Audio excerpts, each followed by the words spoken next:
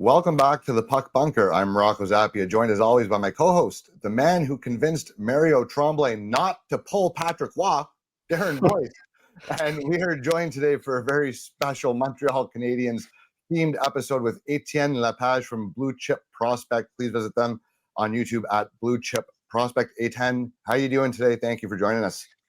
I'm doing very well. I'm happy to join. Happy to talk Habs with you guys, especially since you guys are Ottawa Senators fan. So it's going to be fun to talk about the Habs. How are you guys doing? Every Habs fan likes talking to the Sens fans lately, especially when it comes to prospect depth. There, Montreal's got a lot coming up, which we will get to. First off, let me get your thoughts on how this past season for Montreal went, the 2024-25 season. A return to the playoffs, an incredible rookie campaign from Lane Hudson. Give us your thoughts on the progression that you saw this year from your team, and if you're kind of happy with the season as a whole. Yeah, well, first, I think it's really hard to not be happy with where the Habs ended up this season, right? They made the playoff. I don't think anybody expected them to make the playoff. Even management say they wanted the team to be in the mix. They were definitely in the mix. They had some rough part of the season where they lost like 7 games in a row, something like that. And even by the end of the season, it was tough to make the playoff. Like getting those final 2 points to actually make it was really, really hard for the team. But look, they put it off. It's amazing. But even if they didn't make the playoff, I was still going to be happy with what they did because they were actually in the mix. And because Lane Hudson came in and did his thing, it was amazing. Amazing rookie season. So smart, so talented. He's everything that we've seen in college, but it's like there was no gap separation between college and NHL for him. It was the same thing. He just did the same thing he was doing in the NCAA. He did it in the NHL, and it worked just as much. You can see by the second half of the season where team were maybe focusing on him a little bit more, and there was a patch where he was not producing as much, and then after that he just figured it out and start burning players again. So that was amazing. It was amazing to see, and I love that they made the playoff. I love we made it without Kirby Dach. Kirby Dach being injured again and not being so great when he wasn't injured. So overall, I think it went as good as it could be. Are we still going to make the playoff next year? That's a question that I still have. I'm not 100% sure about that, but overall, last year was great. You brought up Kirby Dach, and then I'll let Boyce jump in with a couple of questions, but I want to touch on that because you mentioned that he didn't play great even when he was in the lineup. What's the general feeling amongst Habs fans on Kirby Dach? Because it's not I feel bad for the guy. He was a very talented prospect, and I think he's kind of getting a bit of an unfair reputation of playing poorly when he's in the lineup. But geez, he's battling so hard just to be in the lineup, and he's not getting to train and not getting to make progress and not getting to develop his game. He's just kind of being thrown in there when he's able to play. Is it even reasonable at this point to expect him to return to the form and promise that we saw earlier in his career, or is it maybe time for Habs fans to cut him a bit of a slack and realize that maybe he just might be a lower in the lineup player at this point for you guys, just because of lack of reps more than anything? Yeah, I don't know. For me, I know the fan base itself are really, really down on him, but it's not like the Habs fan base is the most sane fan base in the world, right? So I don't take their opinion that much into account when I do my own opinion. But I feel like he still has the potential to be a 2C, not like a point per game type of guy, but a guy that can put up 50, 55 points in the NHL. If everything goes well, and he's a big guy, he can skate, he has skills, he's competitive. Not every night, but one night out of two maybe. But first he has to be able to stay healthy. That's the main thing. If he can stay healthy, it's going to be fine. And it's also like what the management were saying is that he didn't came to he came back from an injury and he wasn't necessarily how do you say that, fit. He was not able to give 100% the whole game. By the half of the second period, he was already out of breath, already not capable of following the play, which is a big no in the NHL, right? You have to have cardio, you have to have good conditioning to play in the NHL, and that was a problem that he had last year. So they sent a strong message at the end of the season. Even when they did the outside interview, they were talking about how Kirby Dach needs to come next year and be prepared and be conditioned to play a full season in the NHL. If he gets injured, he gets injured. That's one thing. But once you're playing, you have to be able to play the full game. So I think I think he has the mindset. He did an interview not too long ago, Jeff Gorton, and he was saying how he's doing really well. He's training really hard. He looks better than last year. So I hope it's going to go well for the Kirby Dach. I think he's one of our solutions for the 2C. Is it going to work out? We'll see. I'm not convinced, but I think he has the potential to be that 2C that can put up like 50, 55 points in the NHL. So I would love it to happen. Just not convinced it's going to. So yeah, is Dach actually training now, like unabated? Like he's totally healthy per se, that he can actually have a full off season of training, or is that no? He's still recovering from the last injury, which I don't exactly remember what it was, but he's still recovering. But what Jeff Gorton was saying is that he's in advance of as opposed to where he should be. So it's going well for the recovery, but also going well with his fitness. So those are positive signs. But I mean, it's the only thing we can hold on to with him right now. So that's the worry with him. And it's not so much even what you think the skill set is. It's just, he's hurt, but every time he's hurt, he's just rehabbing all the time. He's not actually training to become a better hockey player at this point. Like he's just to get healthy every time. And then it kind of just becomes, kind of a circular thing that keeps happening to him. So I hope. It's crazy. It's crazy how often he gets injured. And like you could see, like last year in the training camp, he was like, I think it was against actually the Ottawa Senator, where Ridley Gregg like tried to hit him hard or something like that, and like hit him in the head or something, and he was pissed about it. And the whole game he went after Ridley Gregg, and the whole team went against Ridley Gregg the whole preseason game. But after that, in the season, like that fire of like, I want to get better and I want to be competitive, even though like I was injured. Like it felt like he was playing a little bit on a, I don't know what's the expression in English, but when you're not giving it all because you're scared to re-injure yourself. Yeah. Well, that's how it felt with Kirby Dach for like most of the season that he played. So like he has to come back, and yes, he has to be fit, and yes, he has to be conditioned, but he has to come back with the mindset that he's got to play 100%. Like you cannot hold back. You cannot not hit a player because you're scared to injure your knee or your shoulder or whatever. You have to go all in 100%, or you're not going to get that second C position. So it's all on him. I think he has the talent for it. I think he has the size for it. He has the mindset for it, but he has to do it. That's the last part. That's really important. How did you feel about Juraj Slafkovsky's season? Because I mean, some highs and lows maybe, but I mean, ultimately, I think he had a decent season. He's still, a very young player that I know you guys are high on. What are you and what do the fan base kind of feel about him?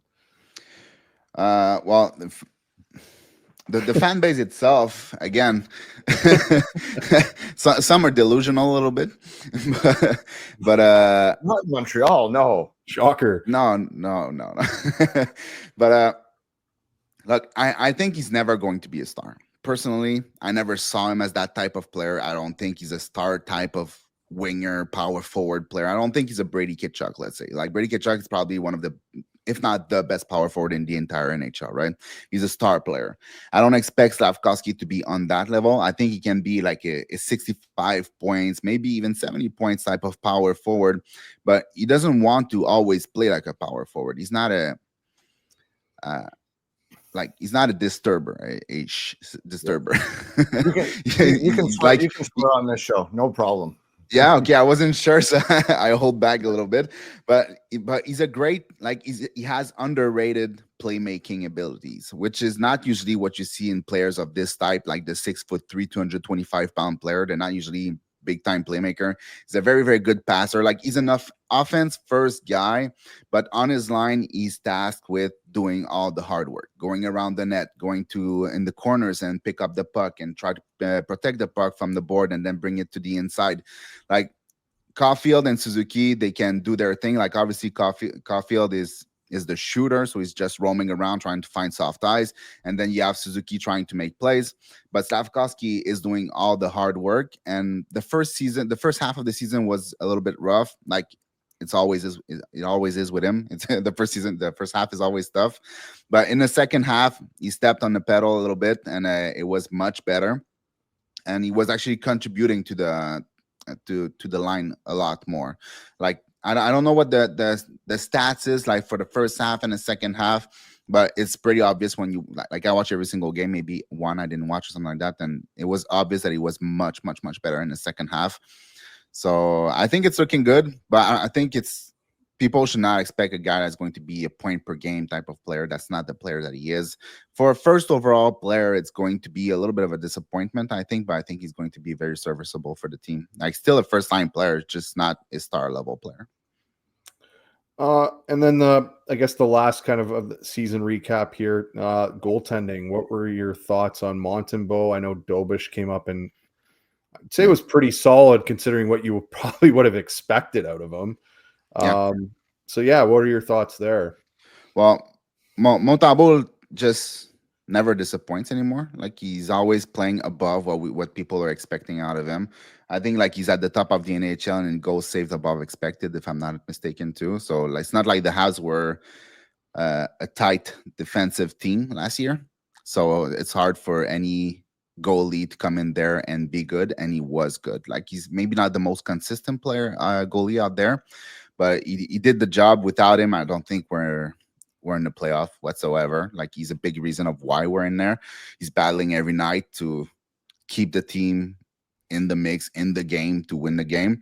And yeah, I think, I mean, for the price and how we got him, he's giving the team amazing value. And Dobes, like he started on fire. Like the first 3-4 games was like crazy, and after that, obviously, he slowed down, which is normal. And then after that, at the end of the season, he picked it up a little. He picked it a little bit back up.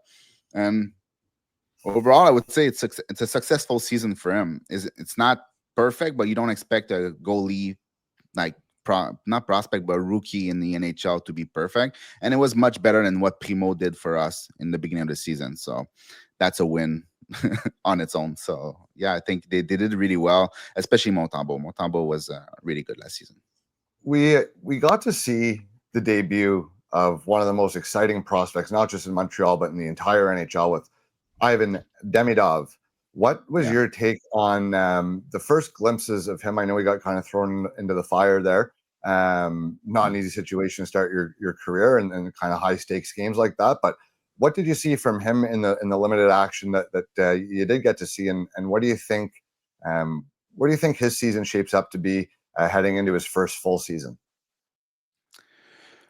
I don't know. It's hard to put expectations on player on what he's going to do, but I'm honestly like it's the one player for who I'm just so excited, and I believe in him as much as I believe in Lane Hudson before him, and I think I believe in Demidov more than I believe in Lane Hudson, because Lane Hudson was still a 5'9" defenseman going to play at the NHL level.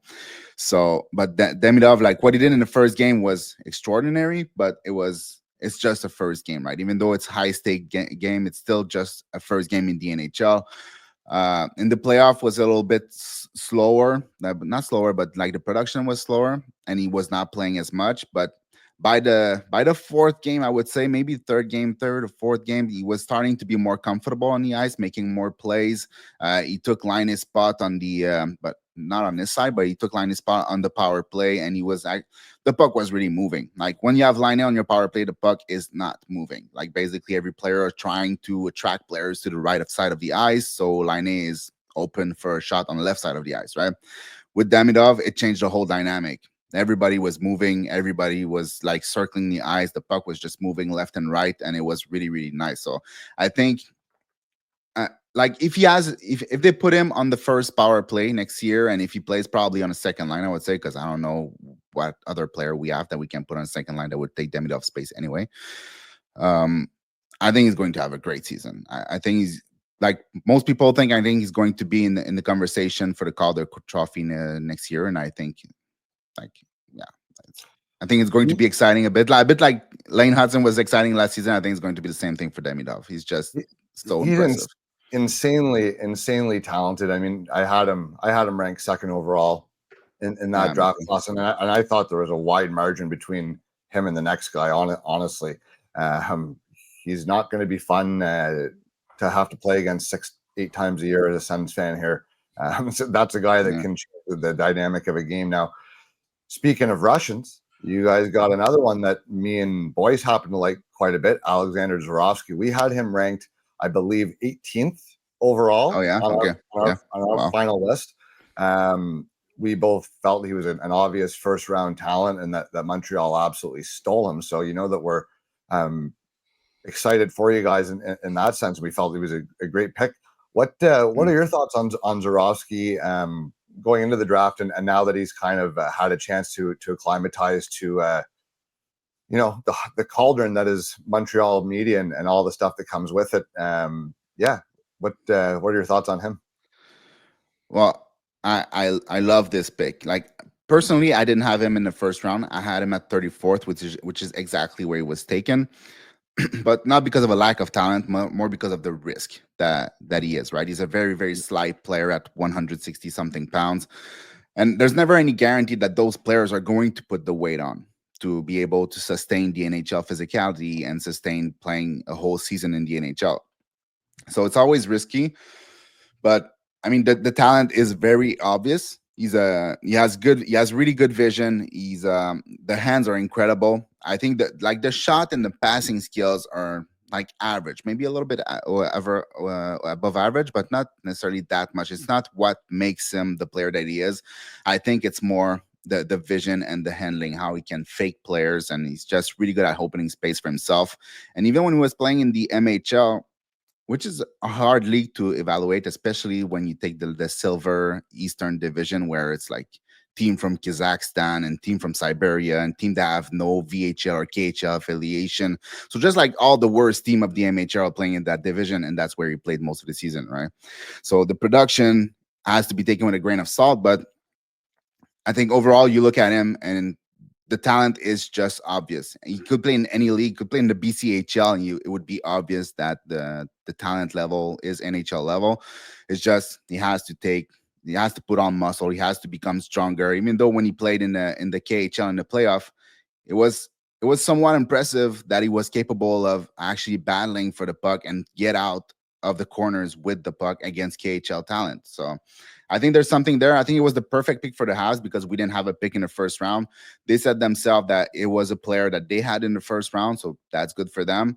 And they needed to take a swing for upside. And who else was there that was a swing for upside better than Zharovsky? I think Zharovsky was the best pick to take there.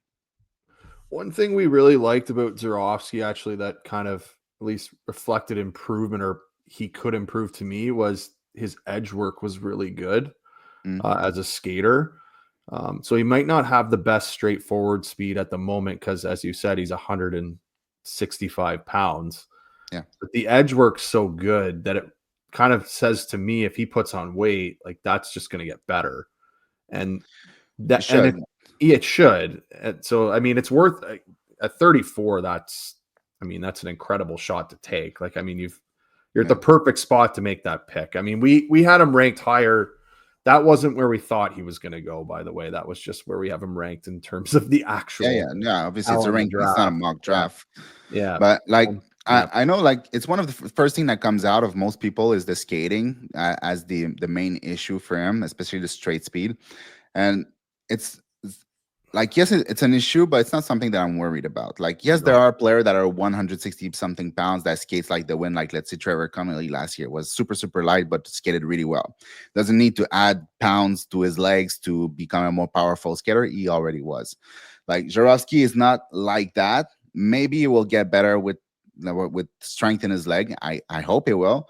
But like, there's a giant progression between the beginning of the season and the end of the season in his skating. Not just the edge work, but the speed and how deep he is bent in his knee and how he can actually take speed in his crossovers. Like, his crossovers are much deeper than they were at the beginning of the season. So like, when you watch the game in the KHL, how he transitioned the puck from defense to offense, and when you watch like just a couple of games in the MHL at the beginning of the season, it's not the same skating at all.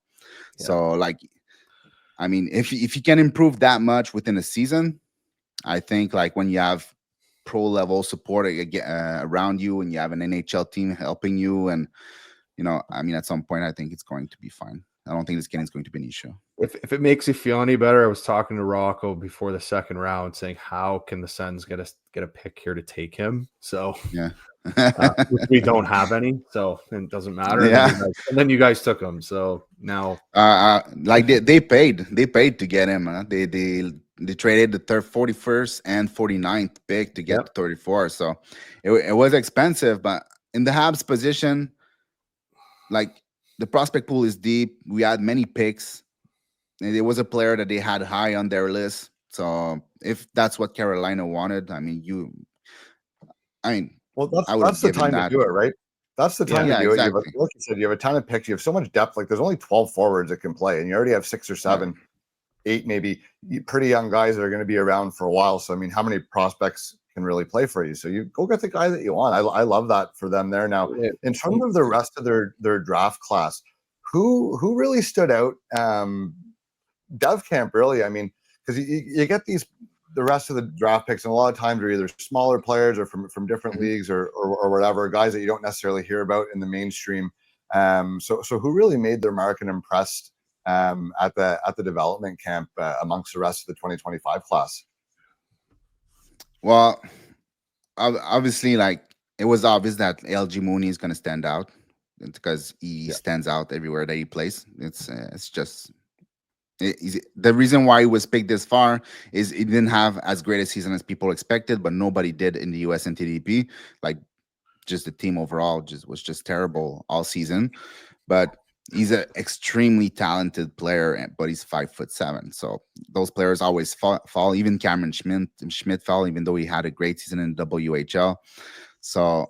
But it was obvious that he was one of the best player. I think overall, the class, the draft from the Habs, I'm not usually a big fan of their draft. Like they take players sometimes that are a little too obscure for me, or they try to, I don't know, like do some magic that just doesn't work at the draft sometimes, and I don't like it at all. But this year, like with Papanikis and Zharovsky and LG Mooney and Bryce Pickford, I'm on board with basically all of their pick. Maybe the 7th round pick and Max and Vig and stuff like that. I couldn't care less about those players because I never watched them first. Like I never focused on those players. So, but overall, like there's at least 5 players that I'm really, really like, not necessarily high on them, but that I'm really like happy they took those players where they took him. So, but yeah, to answer the question, LG Mooney was definitely a standout from the 2025 draft. Now, another one actually is, I guess, Arseny Radkov, the goaltender. He's going to go play in Blainville this year, I guess. Yeah. What are your thoughts on him? And I don't have any. Well, I guess just the other part of that. I mean, he's going to be close to he's obviously they've put him in a position to be close to their development staff and their coaching staff. Is that kind of part of the thought process there to have him play in Blainville so they can give him that, that teaching? I don't know if it's part of the thought process. Cause for me, if I was like the manager of an NHL team, I'd just leave my goalie in Russia because they seem to know what they're doing with goalies. Like how many goalies are coming out of the QMJHL? Like there's none. Like there's Montembault. Makes a valid point. So like I understand having them close, and maybe you're betting on your development team to help him out. But I think in Russia, like they are the prime place to develop goalies in the world is in Russia. So I would just leave them in Russia. But at the same time, if they believe in their development team, that's fine. And I think Carbonneau is coming back to Blainville too, so they're gonna have a good team next year. They're gonna go far. On him too. Yeah, so it's gonna be a great team. It's gonna be fun to watch. So that's cool. But as a goalie himself, or even Alexis Cournoyer, who's another goalie that they took, like no opinion. I don't watch goalies. Like it bores me to death, so I don't do it. Okay. Way to be honest. Way to be honest. Huh? Way to be honest. Yeah, but I don't like scouting goalies. So I just don't do it. Like I will do it for the top players and stuff like that. And sometimes I will watch. Like I remember in 2023 when I was watching the USHL playoff, and like Fowler was playing in there, and he was basically a brick wall. Nothing was getting past him. So I wasn't necessarily watching him. I was watching the playoff, but he was the guy that was standing out every single game, always in position, always blocking everything. Like there was maximum like 1 goal against him in every single game. So I was like, well, that guy knows how to block a puck. So, but that was basically my opinion of him. It's like I knew he looked good, but I can't tell you why he looked good. So maybe that's a good segue here into the current state of the prospect pool. Maybe we can start with Jacob Fowler. What are the team want from him this year? Do they want him to play games in Montreal? And kind of moving forward, you talked about Montembault, and you've really liked how Montembault's played. Yeah. I mean, the next couple of years here, I think I feel they're going to have to make kind of a decision who the starter is going to end up being.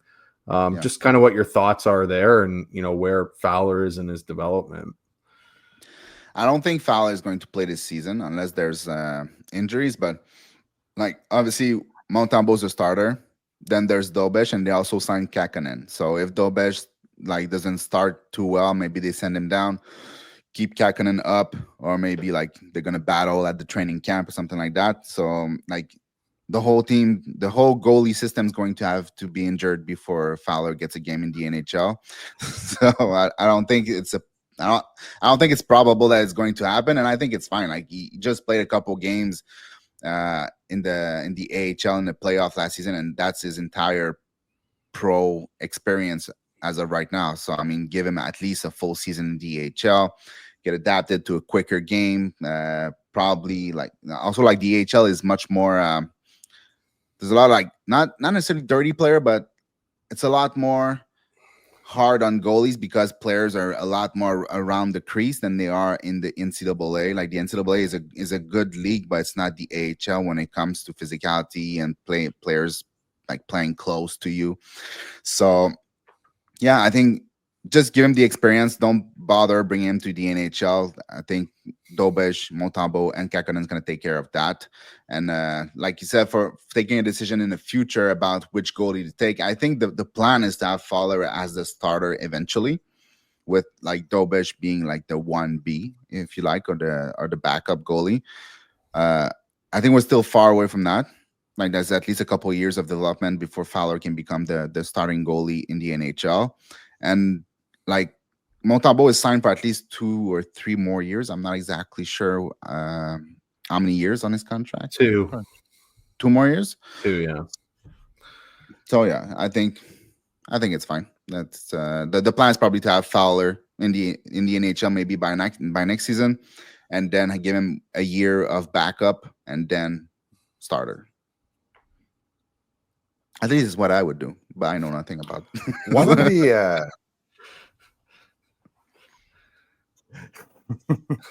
one of the top prospects left in the system. I mean, you guys have graduated a lot of your top guys already who are now playing with the team, but you still have a couple very high-end guys who haven't really made the jump full-time yet.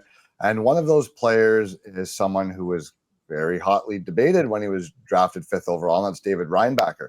What are we expecting to see from him this season? And do we think by the time the end of the year, and ideally for you guys, the playoffs roll around, do we think he's going to be a full-time player for the Montreal Canadiens this year? Yeah, maybe not at the beginning of the season.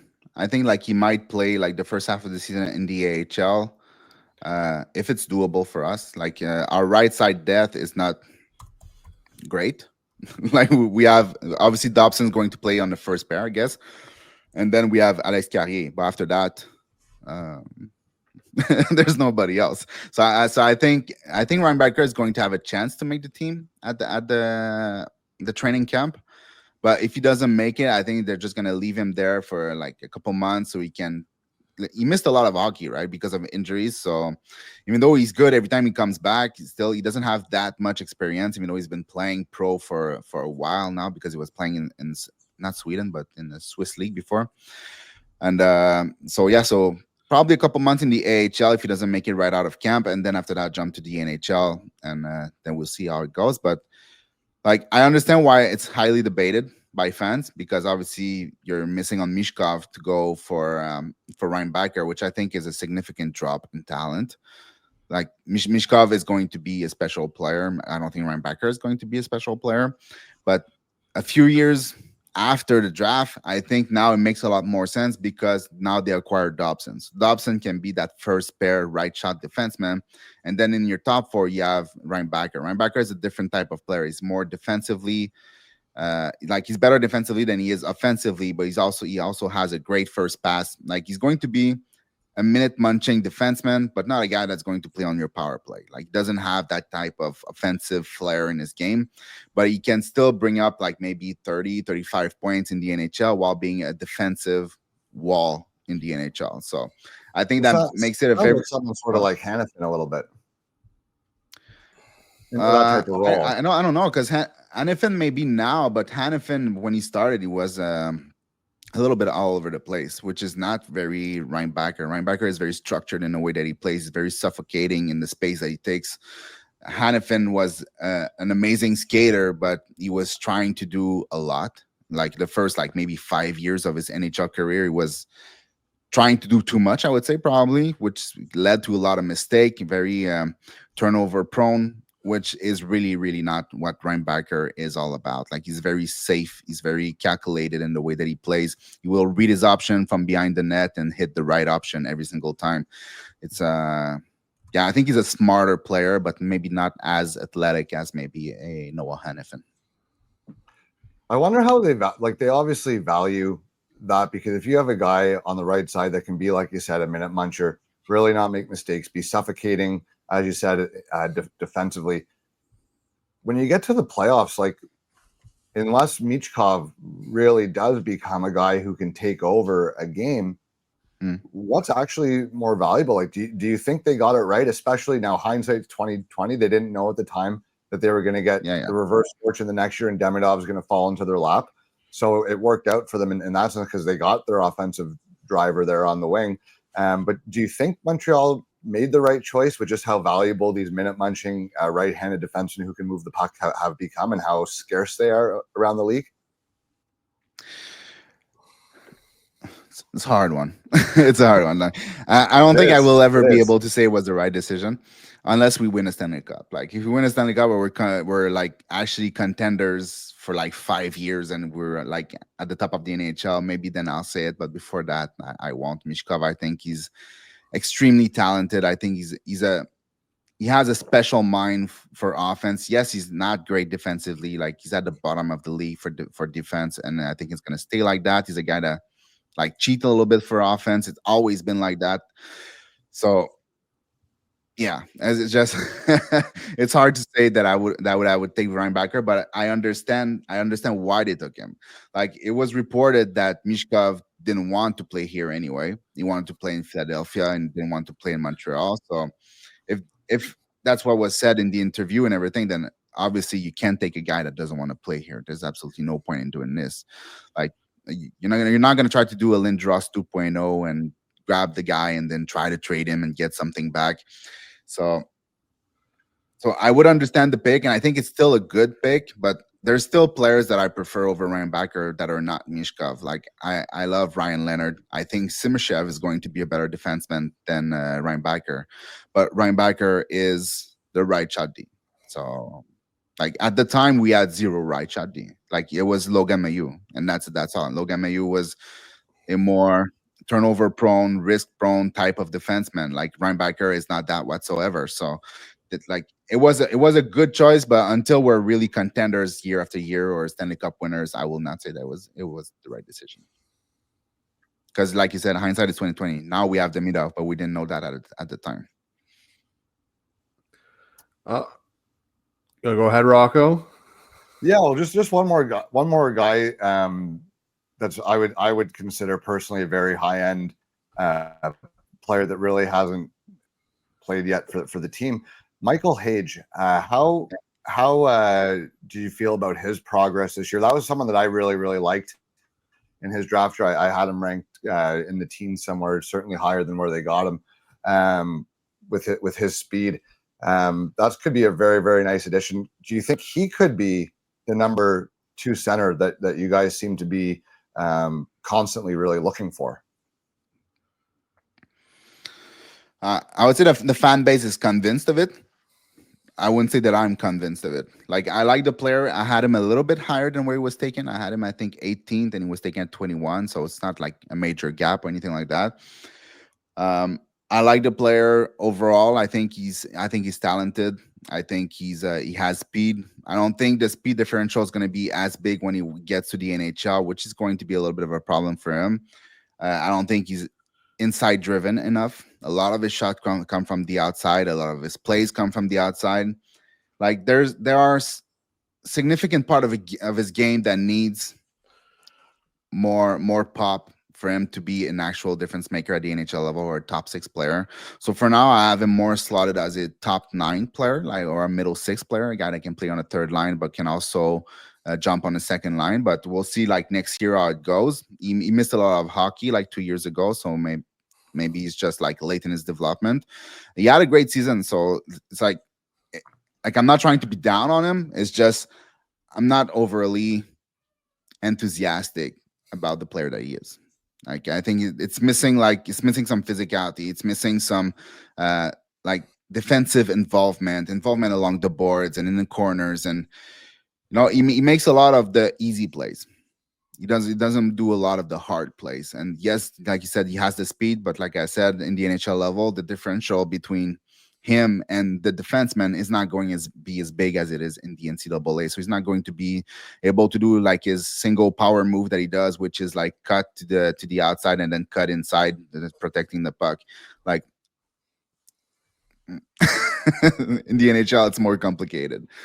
So we'll see. I like him, but I'm not convinced about the top 6 thing. Maybe it will happen, maybe it won't. So the rest of the prospect pool, there any guys there that we haven't spoken about that you're really set on, or there's some guys there you're a little worried about? How have you felt overall how the team is drafted in general? Maybe is there any weaknesses or things that you really enjoy what the team does and the way that they draft? Well, the weakness is definitely the 2C. I think they're trying to get like a player that can play the 2C, but I think it's really hard to do if you're not picking high, and like you pick high only once, right? We took Reinbacher the year before, and then we take the Demidov, and after that, our picks this year were in the middle of the pack. So it's hard to find a 2C at 16 and 17, right? So I think that's what they're trying to acquire, but it's going to be hard to do it through the draft. So I wouldn't count on that. I don't think I'm not, like I said before, I'm not necessarily the biggest fan of the way they draft. I think they're drafting a lot of NHL players. I'm not sure they're drafting a lot of players that have high potential or high in the lineup type of potential. Like, they're going for depth a lot, and that's not the type of drafting that I would be doing, because I feel like those players are often easy to acquire in the free agency or through trades. Like, you need to have some that are playing on their ELCs, so like the cap can work and stuff like that, but I don't think you need to overly draft them. Like, you can try to swing for upside a little bit more. So like, we have a lot of players like Owen Beck. Owen Beck is going to play in the NHL, but he's going to be a bottom 6 player, and we took him 33rd. We didn't take a chance for a player that has more upside. We just went with the sure shot 3C, maybe 4C. We'll see what it's going to be. So like, there's not a lot to be that excited. I don't think there's not a lot of high in the lineup type of player, but there is a lot of player to be excited about for the bottom 6. I think players like Tyler Thorpe, which didn't put necessarily great production in the WHL, but I think like he's a 6'5" guy. He's much better skater than now that he was the year before. He has a great shot. He's physical. LG Mooney, I'm really excited about, because, well, it's another small player, so I'm not sure I want 12 small player in my team, but at the same time, he's super exciting to watch, and he's just of all the three small players, the Cameron Schmidt, the Adam Benak, and LG Mooney, he was my favorite player. I think he's the most competitive one. I think he's the most physical one. And maybe like Cameron Schmidt is maybe a little bit more talented overall, but I think to get to the NHL, it takes more than that. And I think LG Mooney has the best chance. I like Papanikis, a big centerman who might play fourth or third line. That's like 6'3", 6'4". I think he's going to get a bigger role next year too. So yeah, it's not there's not that much to be excited about, but I think there's decent depth in the prospects pool once you get past the Zharovsky and the Demidov that's going to be obviously playing this year, and the Reinbacher. After that, it's depth mostly. So moving on to kind of the offseason moves Montreal made with the NHL roster. Noah Dobson's a big one. How'd you feel about that move? And then you guys got Bolduc as well from St. Louis, which you traded Logan Mailloux, who's a right shot D, who you've kind of elaborated on already. How do you feel about those moves? Do they address needs? And do you think they're good fits on the roster? Well, Noah Dobson, yeah, for sure. But I mean, both. I would say yes to both. But Noah Dobson is the big addition, if you like. But it was like somewhat expensive. It's paying 2 first-round pick and Emil Heineman for him.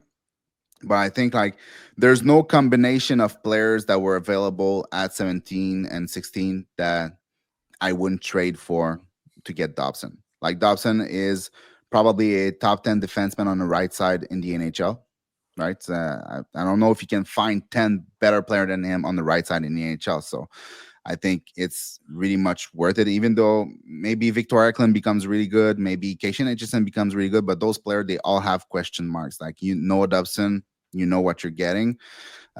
Maybe a little bit of a down year last year. It's probably somewhere in between the 70-point season and the 40-point season. I don't think he's either of those, but he's still a top 10 right shot defenseman in the NHL. So I would pay that any day.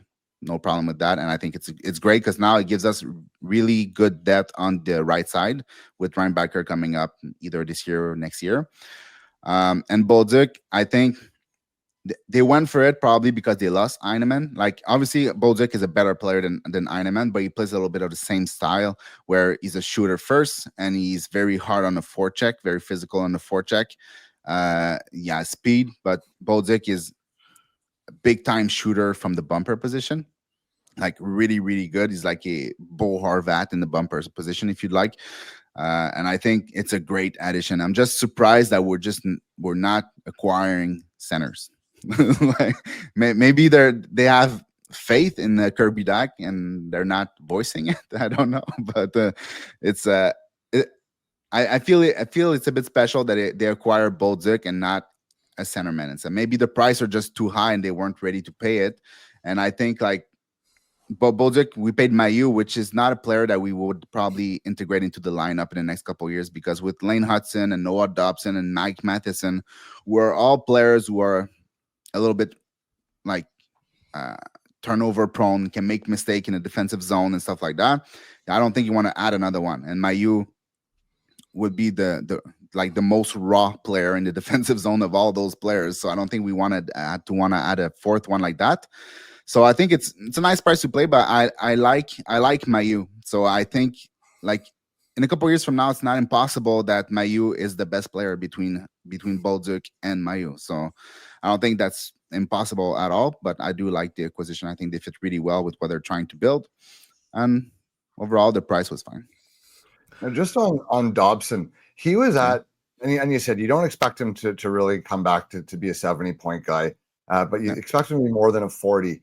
That he was last year. Now, when he was at his best, I mean, he was getting fed one-timers on the power play, right? And that's offensively where he had his kind of most success. Where does he fit in terms of Montreal's special teams and kind of his role offensively now with the emergence of Hudson?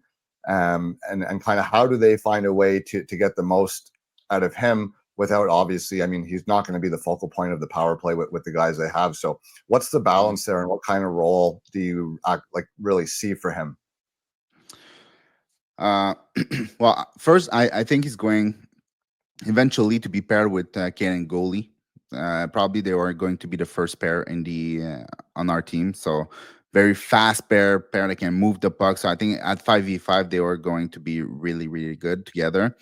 On the power play, it depends if they want to go with two defensemen or not. I think Lane Hudson has solidified his place as the first power play guy. If they want to go with two defensemen, like, is it Florida that plays with two defensemen? I think Florida plays with two defensemen on their power play. So if they want to go that route, they can. If they don't, well, he's going to go on a second power play and it's going to make, like, it's going to, for once, we're going to have two power plays that are effective. Because with Demidov coming up and Laine still in the lineup, then you can have actually two power plays back to back with a good guy at a good defenseman at the blue line, and then shooters and good distributors on each line. So that's good. But I think they acquired him for what he can do more at 5v5 than what he can do on the power play. Like, it will depend on Martin St. Louis what he wants to do, if he wants to put him on the power play and have two defensemen. But I think he's a very, very good 5v5 player too. Like, I don't believe in the like he's a power play merchant or something like that. It's not really the case. He's really, really good at 5v5. So I think that's the reason why they acquired him. They don't need a power play merchant. Like, Hudson can do that all day long. It's never going to be a problem. He's one of the most dynamic power play quarterback in the NHL. So there's no reason to replace him. No kidding. He's very, very special when he gets the puck on his stick. My goodness, he's fun to watch. Now, what's the kind of feeling around Montreal in terms of the management and the coaching staff? Do you guys have the right group in place at the top of the organization to get you not just into the playoffs, but like you said, becoming a 5-year contender at the top of the league? Is this the right group, and do you like the direction that they're taking the team? Yeah, I think they're not like without mistakes. I think the either management and the coaching did do some mistakes, but they're like adjusting to it. Martin St. Louis, the thing is that Montreal is very bipolar. Like, if you have a 5-game losing streak, like, the whole teams need to be fired, right? So it's even last year, like, there were bad stretches in the season, and there was a lot of fans, including podcasts and like journalists, were saying like maybe it's time to replace Martin St. Louis. And so, like, the guy had 2 seasons in a rebuild, and the first year that they're actually trying to compete a little bit, maybe make it to the playoff, like, because it's not working 100%, all of a sudden you want to fire the guy. It's like, please give him a chance. So I think honestly, I think Martin St. Louis is a perfect coach for where we are. I hope he grows into a playoff coach for us too. Like, it's the step that the coaching staff's going to need to take, is not be just a development coaching team, but more like an actually contending coaching team. So I hope he can take that step, because I would love him to stay here and contend with the team and grow with the team. Like, basically, he was hired in the rebuild and he took care of all the rebuild, but I want him to be there when it's time to contend, and I would love it, because he's really, really good with the young players. It's just, how is it going to be when we have all the team is set and we're ready to contend? Is it going to be able to match up against the best coaches in the NHL? That's the part that we're going to have to see. And for the management itself, I think they're really good. They're very like, how can I say that? Like, they don't rush their decision. Like, they take the time to analyze the decision that they need. They're calculated. Yeah, exactly. That's what I was looking for. They're calculated in what they do, even though they do make mistakes. Like, they took Meshar, the draft in the first round and stuff like that, a player that most people didn't have in the first round. So they do make mistakes. They acquired Alex Newhook for a first-round pick and an early second-round pick, which I don't think we needed a Newhook whatsoever. The guy has speed, but he's a 5'10", 5'11" guy that didn't do much in Colorado and didn't do much in Montreal, and paid a first and a second. So, and he was small. It's not like we need a more small player, right? So like, there are some questionable decisions sometimes, but they are not like the piler of the management group. Like, they're overall, when you look at everything, they are doing good moves. They are calculated. They don't rush decisions. They don't panic. I think personally, I'm very confident. I know there will be probably some more mistakes, but I'm confident that they can bring us there. What do they need other than a 2C? Like, is there any part of their lineup or a skill set in their lineup that they're kind of missing, do you think? Or is it just the 2C?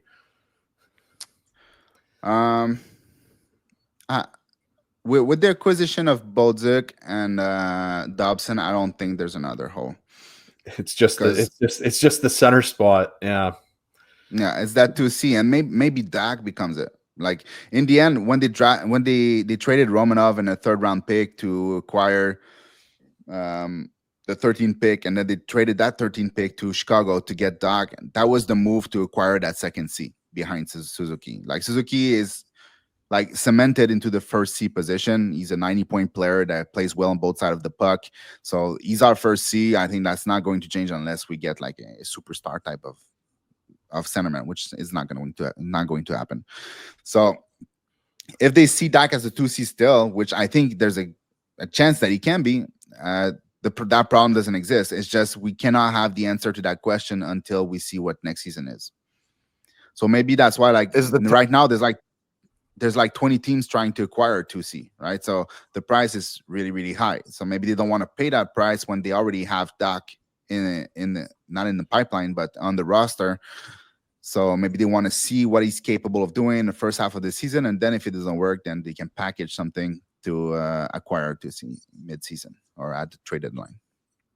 Now let's say that either one of Dach or Hage works out, and you guys have a bona fide 2 center that can give you 55, 60 points and play a good 2-way game. So let's say in a world where that exists, your top 6 as it's constructed now, is it hard enough to get into round 3 and 4 and compete against the Floridas and the bigger, stronger teams? And like we see how the Stanley Cup is still won.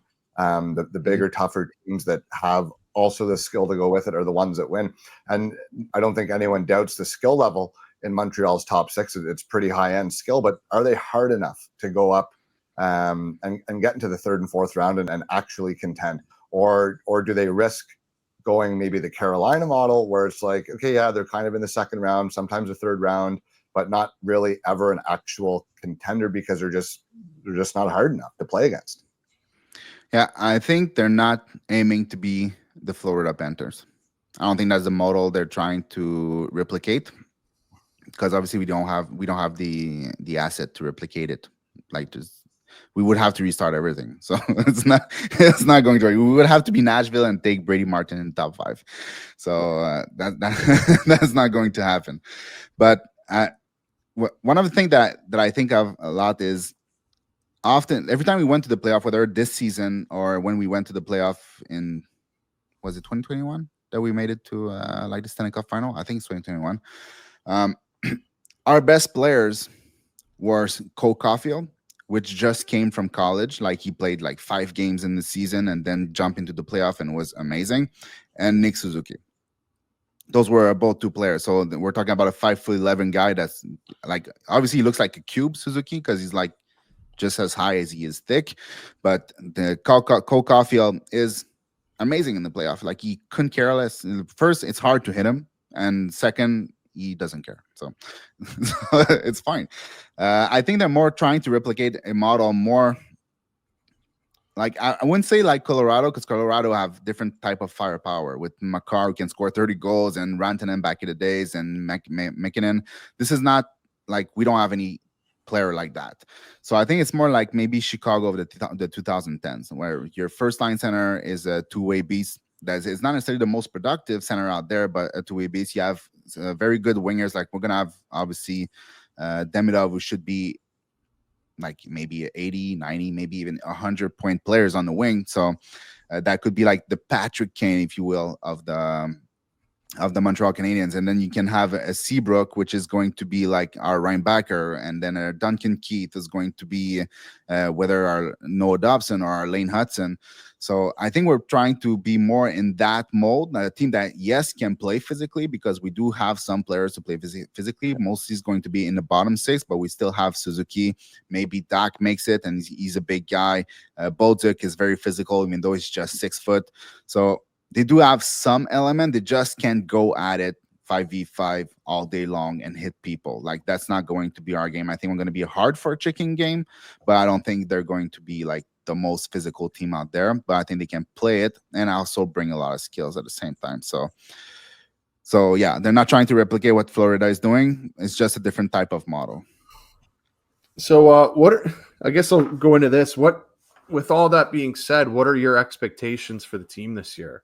Do you think playoffs are a reasonable expectation? Do you think they can meet that expectation? Do you think they can improve in that division? Or do you expect maybe a little bit of regression from last year? Before the draft, I expected regression because I think like a lot of our players had like their best year ever, and we had Laine Hudson. Like, you never know if you're like Laine Hudson was our best player last year. Is he going to have like the sophomore thing where he falls back off a little bit? I don't think he will, because he's just so dynamic and smart. I think he's a special player, so I don't think he will. But this year, like, we basically have the same lineup basically, but we added Noah Dobson, we added Zach Bolduc, and we're adding Ivan Demidov. So I think we're gonna probably we're going to have the same problem of no 2C. If Dach is just a 30-something point player and he's an R2C, which is going to be a problem at some point. But for next year, I think we're adding so much to the lineup. And basically, like, the players that are out is Emil Eineman and David Savard. And David Savard could not skate at the NHL level whatsoever last year. He's the player that had the most high danger chance against in the entire NHL. So, I mean, it's basically addition by subtraction. So replacing him by, let's say, Reinbacher or something like that is going to be good on its own. So, but then you add Dobson, Bolduc, Demidov. I think, I think, like, are we going? I'm not sure if we're going to make the playoff, because maybe Columbus, like, they explode and they become like Fantasy explodes, and then they puts the team on his back and they go to on the playoff run or something like that. But I think we're going to be the same type of team, maybe a little bit better. Like, we had 91 points last season. Maybe we could go up to 95, 97 type points, something like that. We'll see. Couple more quick ones for you. Yeah. These will be easy. I'm going to put you on the spot. Ivan Demidov versus the field for the Calder. Who are you taking? Versus who? Ivan Demidov versus everybody else for the Calder. Okay, the field. Okay, I was like, who's by field?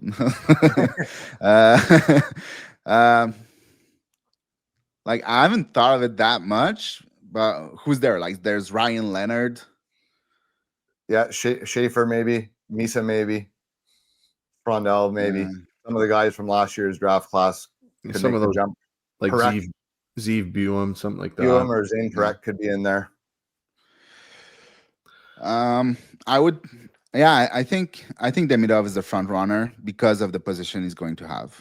Like, I think some of those players are really good. Like, Buem is really, really good too. I mean, Leonard is really, really good, but I don't think he's going to have the same role on Washington that Demidov is going to have with the Habs.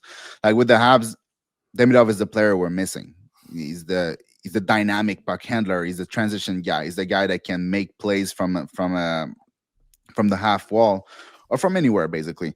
So I think he's going to play on power play 1. I think he's going to play in the top 6, so he's going to get a lot of minutes. So because of that, I think he's going to have a fantastic season and probably be the front runner. Yeah, it's hard to just disagree with you there with that kind of talent. Now, I wanted to ask, like, I gave you my opinion of, I wanted to ask, I gave you my opinion of what the Habs are going to be next season. What is your opinion as a Sens fan about the Habs next season? I think they're making the playoffs. I think they're making the playoffs as well. I think that our division is wide open now, in a sense. I mean, you still have Florida and Tampa Bay. I think he can pencil in 2 playoff spots there. I'm not convinced that Toronto's any better than Montreal or Ottawa anymore. As far as a regular season team goes anyways, I do think Toronto's going to take a step back. I think there's one of those top 3 spots in the division is very much up for grabs, but I do expect another season where we see 5 teams 5 teams from the Atlantic in the playoffs. Once again, Montreal being one of them there.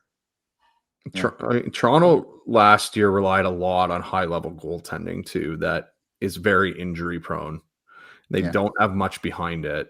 And say what you want about Mitch Marner, he's a great regular season hockey player. Yeah, and fantastic. One of the best. Yeah, and exactly. And he drives a lot of offense for that team, and they haven't really replaced him. So I'm not. I don't think Machelli is good, but it's not him. Yeah, not him. So I'm not sold on them being a guaranteed playoff team. That maybe some other people kind of are penciling them in as. Like, I can see a world where Montreal is better than them. I can see a world where Ottawa is better than them, both of them. And then, I mean, Boston's fallen off a bit. So it's, is Buffalo going to make a jump here? Like, they've made some moves on the defensive end, but Buffalo can't get it the wrong way. Yeah, I like the moves that Montreal's done. I've liked, again, I mean, I'm biased. I've liked some of the moves Ottawa has made too. I think Montreal might be in a better position than Ottawa to deal with some injuries, though. Just, you talk about the depth of their prospect pool. Yeah, they're depth guys, but there's guys there that can play in the NHL, which just we do not have. We do not have much behind it. If we but the NHL team right now, I think in Ottawa is better. At least the center line is healthy. Great, if they're healthy and play, with Stützle on the first line, and then Cousin on the second, and then Pinto on the third line. That's a hell of a center line. I mean, I think what I'm going for there is, like, we don't have really like an Owen Beck to call up. Like, we don't have that. No, but Halliday and Montgomery are gonna get there, and they're Montgomery's not there yet. Guys. No, not yet, but he'll get there. And Halliday can play some games. I think what Ottawa does have, they only have a couple forward prospects, but I think the guys that are good there, they have size, and it's going to be easy to integrate them because we're not really missing skill in the lineup. We have our top guys, so those will be nice additions. Now, I got one more question for you, and then I'll turn it over to Boyce for final words. Which version of Patrik Laine are we going to see this year? Because that's a guy that could be. There's a world where he's an X factor player, but you never know. He goes on these stretches where he's 15 goals in 10 games, and then you don't hear from him for 3 months. So, like, what version of that guy are we going to see this year, or are you just done giving up trying to figure him out? He's a terrible player, man. I haven't disliked the player as much as I dislike him in a long time, and it's like I have to walk on eggshell when I talk about him, like in the Habs circle, because on Reddit I get downvoted as hell, and people are bashing me out. Anyways, it's like I don't know if last season is who he is as a player. Like, can he be better than that? I hope so. He can score goals. The way I see it is, like, a lot of people say, like, we wouldn't have made a playoff without him, which I think is true, because he did score like 20-something goals or close to that, like, in not that many games, but mostly all on the power play, right? But the thing is, the way I see it is that Caulfield can do 80% of what Laine does. But Caulfield can transition the puck, and Caulfield can handle the puck, and Caulfield can pass the puck. Laine can't do anything of that. Like, if he has the puck on his stick, if he's not shooting, the puck is going to be turned over and is going to go the other side. He cannot move his feet. He cannot do anything. Every entries that he does with the puck on his stick ends up on the other team's stick. It's never a successful entry. He goes to the board, he locks himself out, and then somebody's going to take the puck from him because he's not going to battle for it, and then it's basically a 3-against-2 the other way. So I think he's terrible. But like, if he can actually improve his feet a little bit, move a little bit better, maybe it's because he was injured, maybe it's because he's coming back from the mental health thing. I don't know. But if he's a little bit better, and he stopped, like, sending the softest pass you can see in the slot, being intercepted left and right all the time. If you can stop doing that, and you can stop carrying the puck, I think it's better. Or maybe personally, I would play him only on the power play. Like, don't touch ice at 5v5, just play on the power play. But it's just because I've seen him, like, every single game for only one season. Before that, it's not like, I did pay attention to him because he was always a good player, but I never like saw all the negative that he came with. Now I see them front row all the time, and they far outweigh what he brings offensively. So I would not want that player on my team. I think there's no way I would resign that guy unless he improves significantly, and I don't think he has it in him. But I would be like, I'm all for it. If he does improve and he gets better and he's less of a liability, I mean, yes, for sure. I would love to have that shot, but that's all he is. He's a shot. Hey, I'm all about ending on a positive note. So I love leave it there. I love that. Boys, any last words here? No, just leave it there. Etienne, this has been great. Thank you so much for joining us and giving us your thoughts on the Habs. Look, Etienne does great coverage of both the Habs and the draft. So check him out at Blue Chip Prospect on YouTube, and please subscribe to Blue Chip Prospect as well as Puck Bunker on YouTube. Thank you so much for your time. This has been a great chat, and hopefully we'll get to do this again. It was nice. Yeah. Thank you. You're welcome.